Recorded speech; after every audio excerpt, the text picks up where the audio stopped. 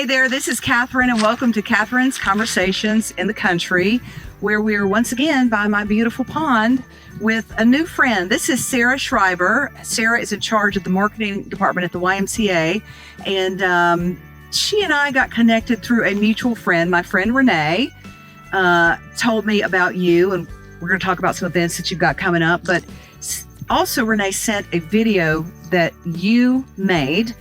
Now, did you make this on behalf of the YMCA or just on your own because it was something you were passionate about?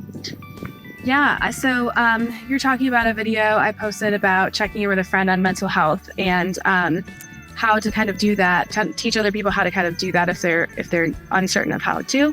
And yes, we were absolutely trying to raise awareness during the month of September for Suicide Prevention Month. Right. And we've got a lot of great resources for teens that also apply to adults. And so in the process of creating some of that awareness, I realized I had just recently used some of those tools that I had, and I thought, why am I not sharing those exact tools? And so I just sat down with my phone and simply shared those steps and how I used them recently just to put it out into the world so more people have the ability and the courage to approach a friend and check in on people. And that's really where that came from. Yeah, that's awesome. I'm sorry we have to share a microphone. This is low budget here, but anyway, as you know, if you've been keeping up with Catherine's Conversations in the Country, you know I started this back in March after the death of my grandson, Aiden. That's why I'm wearing my Aiden's Voice t-shirt, because, you know, I think I've found in this process, talking to a bunch of different people about mental health, is talking is one of the best and one of the most accessible and one of the simplest tools that we have. And I think a lot of people are afraid to broach the subject with kids about their mental health. I mean, we start taking them to the doctor when they're newborns, but when do we start talking to them about their mental health? So I think you starting that conversation was a big step. I know, I was raised by parents who never talked about mental health, but now I think, especially in the last few years, you really do need to check in, especially with your kids, about their mental health. What are some ways that you can get that conversation going? Yeah, so this topic is deeply personal to me because I have two teenage daughters. And so when the opportunity came up at the Y to be certified as a mental health first aid, I took it because I thought, what can I learn to apply to my kids? I've been a teenage girl once before. And so Yesterday. Right, yesterday. Maybe a little longer than that. But I'm acutely aware of all of the hard times these kids are going through right now, right? They're under a lot of pressure and conflict, stress, and giving them the tools to be able to deal with that day to day is really important. And so I got this opportunity to become certified through this program, and I went ahead and did that. And in that process, I learned, I'll call them 5 simple steps. I've kind of broken it down because these conversations are scary. They feel intrusive. They feel difficult to have. But when you break them down, it's a lot easier to digest. So first of all, if you're recognizing that someone might be experiencing some stress or overwhelm or in a mental crisis, the first thing to do is to simply notice that and then name it with them. So you can go to them and simply say, hey, are you okay? I've noticed you've been quiet lately. You can send a simple text saying, I'm thinking about you. What's going on? It's just a connection. It doesn't have to be an intervention. It can feel really simple. And the second thing that you want to do is to listen without judgment. And so you really just want to sit with them and let them talk and just hear them out, give them a safe space to talk. Sometimes they may not want to, and that's okay too. But again, just opening up the dialogue. Correct. Yeah. The third thing to remember is that it's okay to directly ask. So if you're sensing that they might hurt themselves, it's okay to ask them that. And you can just say, are you thinking about hurting yourself? That could be the simple question to them. Yes. And while that seems scary to ask, it opens up an opportunity to offer them resources. So now you're in a different conversation where you can get to step 4, which is to provide some support. Support can look like just sitting with them through that moment. It can be connecting a teen to the right safe adult in their life. And it can also mean getting them to other resources like 988 to, if it's a suicide crisis line, getting them to other mental health professionals. So it just leads you to that step 4. And then step 5 is really just following up. So it goes beyond that initial day. Follow up the day after, follow up the next week, the next month. Just checking in with them and keeping that line of communication open is really important. So those are the 5 things I like to break it down to and what we're taught. And the one extra thing I add in there is to ask how you can support someone. It gives them, puts them in the driver's seat to tell you what they need from you. And then it gives you something that you can follow up with and do for them. So that's kind of what we learned and how I've applied it. Yeah. Can you tell that it's helped open the dialogue with your own children?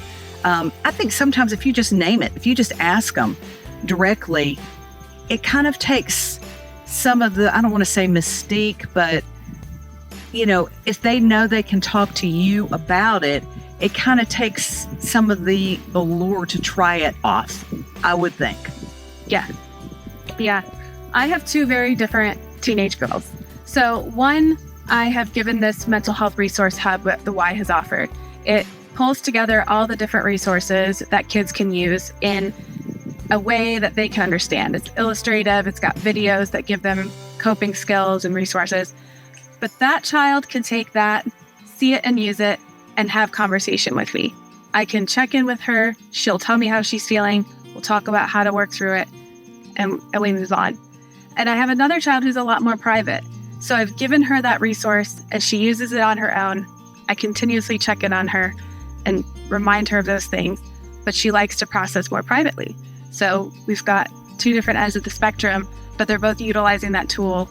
I'm utilizing my tools to stay connected, and it's been a wonderful help in how to navigate them through this tough time in their life. Yeah. So we're gonna talk to Molly, to Averia, in just a moment about the tools that the YMCA offers. But I got to ask you, what's it like raising teenage girls right now? It's complicated. I mean, it's both wonderful and fun. We have great things happening in our life. We're social. We're out busy doing stuff. I love my kids and I love all the things that we do together. And then there are those moments of dealing with, we'll call it girl drama and grades and the stresses that athletics put on them. So it's, like I said, it's complicated, but you kind of help them navigate with these tools. You talk to them openly about these things, and we learn together as we go. Well, do you think that social media is it the devil at your house, or how do you navigate? Like, when they're looking on social media and they see that their best friend is at a party and they didn't get invited, I mean, that's a whole nother level than whenever I was raising my teenage daughter, which was absolutely no picnic, I must say. I can't imagine having this on top of that. Yeah.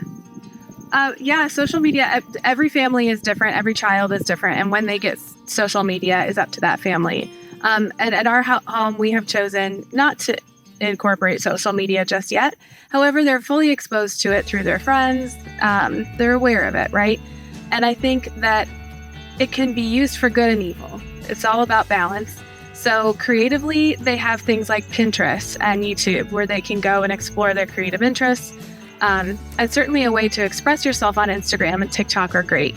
But just talking to them about what they see, what's real and what's not, putting a fake image out there isn't necessarily what's happening on the back end. We just talk about it, and we monitor that usage, and we just kind of take it day by day and take the good with the bad. And do you mind me asking the ages of your girls? Sure. So I have a 14-year-old and I have a 16-year-old. Wow. I also have a 4-year-old daughter, but we're not there yet. Wow. So for us, that has been our path. Yeah. I hope to get them to their junior year before we get into true social media. Yeah. But they've done a really good job navigating it so far. I'm really proud of them. That's awesome. And then you're building a foundation, early. You're laying that brickwork so that whenever the problems do come up, they'll know where to go to, Exactly. Yeah. to have some help with the issues that they'll, be facing in the future. Life is hard. Life is hard. And, now more than ever, we need all the mental health resources that we can get, especially as early as we can get them in as many places as we can get them. And we're going to talk to Molly here in just a second. But before I leave, just talking with you, go ahead and let us know a website that people can go to at the Y for the resources that you were talking about. Yeah.